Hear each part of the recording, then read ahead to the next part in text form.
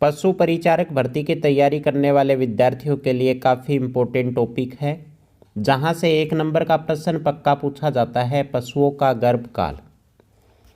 सबसे पहले गर्भकाल की बात करें। गर्भकाल क्या होता है? निषेचन से लेकर जन्म तक का जो समय होता है उसी को क्या बोला जाता है? गर्भकाल।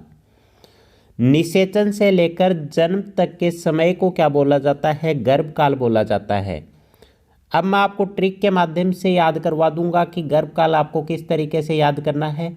अगर बिना ट्रिक के आप याद करके जाओगे तो लास्ट में क्या है, सारे मिक्स हो जाएंगे और आपको याद नहीं रहेगा। या तो गर्भकाल है वो पूछा जाता है आपको, टाइम है वो महीनों में पूछा जाएगा या दिनों में पूछा जाएगा। मैं आपको महीनों के हिसाब से बता रहा हूँ, आप उसको दिन में कन्वर्ट करके देख लेना कि कितना समय होता है। और गर्भकाल है वो कोई निश्चित नहीं होता, इसमें अप्रोक्स टाइम दिया हुआ होता है। सबसे पहले अपन बात करेंगे गाय, भैंस, बकरी और भेड़ की। गाय की बात करें तो गाय का गर्भकाल आपको किस तरीके से याद करना है, ट्रिक मैं आपको बता देता हूँ। कुछ बोलते हैं कि हमारी लड़की तो गाय है। अब लड़की मतलब महिला का गर्भकाल जितना होता है, गाय का गर्भकाल भी उतना ही होता है। अब महिला का गर्भकाल सभी को पता है कितना होता है, 9 महीने का। तो गाय का गर्भकाल कितना हो गया? 9 माह का। अब आप मेरे को बताओ, गाय बड़ी होती है या भैंस बड़ी होती है? साइज की बात करें तो गाय से थोड़ी सी बड़ी क्या होती है? भैंस होती है। बिल्कुल ठीक बात है, गाय से थोड़ी बड़ी क्या होती है? भैंस होती है। तो 9 माह से थोड़ा सा बड़ा क्या हो गया? 10 माह। तो भैंस का गर्भकाल कितना हो गया? 10 माह है। 2 याद हो गए। हमारी लड़की तो गाय है, तो लड़की का गर्भकाल जितना होता है उतना गाय का गर्भकाल, मतलब कि 9 महीने।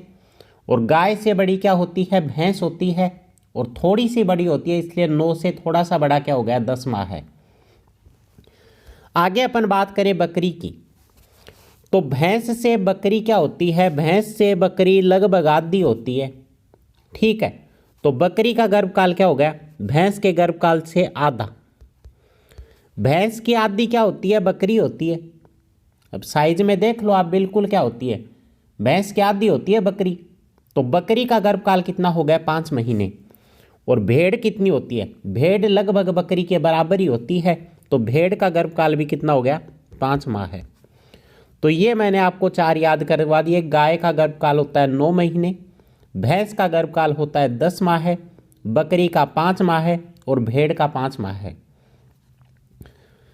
आगे अपन बात करेंगे हाथी का गर्भकाल। अब हाथी क्या होता है भाई? जंगल में अपन जाएं, हाथी सभी जानवरों में सबसे बड़ा होता है। तो हाथी का गर्भकाल क्या होता है? सबसे ज़्यादा। और सबसे ज़्यादा कितना होता है भाई? 20 माह का। हाथी का गर्भकाल कितना होता है? 20 माह। दिन में कन्वर्ट करेंगे तो 20 × 30 बराबर लगभग 600 दिन। ठीक है। ऊंट के गर्भकाल की बात करें तो ऊंट का गर्भकाल कितना होता है? इससे 5 कम कर दो, 5 5 कम करते जाना है आपको। तो हाथी से कम किसका? ऊंट का। ऊंट का कितना होता है? इससे 5 कम कर दिए, 15 महीने। ऊंट से छोटा कौन होता है? घोड़ा। तो घोड़े में फिर 5 कर दो, 5 कम कर दिए तो इसका कितना हो गया? 10 माह है। और सूअर में क्या है? फिर से 5 कर दो तो सूअर का कितना हो गया? 5 माह है। इस तरीके से का अपना क्रम है, हाथी, ऊंट, घोड़ा और सूअर। हाथी का क्या होता है? हाथी सबसे बड़ा, तो हाथी का गर्भकाल सबसे ज़्यादा 20 माह है।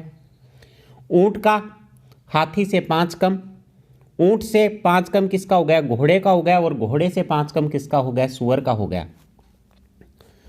अब लास्ट अपने पास कौन बचता है भाई? गधा। गधे का गर्भकाल आपको किस तरीके से याद करना है? गधा क्या है? पूरा 12 महीने काम करता है। गधा क्या है? पूरा 12 महीने काम करता है। 12 महीने मतलब हमेशा गधा क्या है? मेहनती होता है। और गधा हमेशा क्या करता है? मेहनत करता रहता है। गाड़ी जोड़ के रखते हैं, उसको काम में लेते हैं। तो गधा पूरे 12 महीने काम करता है। तो गधे का गर्भकाल 12 महीने मतलब कि 365 डेज। बिल्कुल आसान है। तो उम्मीद करता हूँ साथियों आज की ये छोटी सी क्लास आपको अच्छी लगी होगी।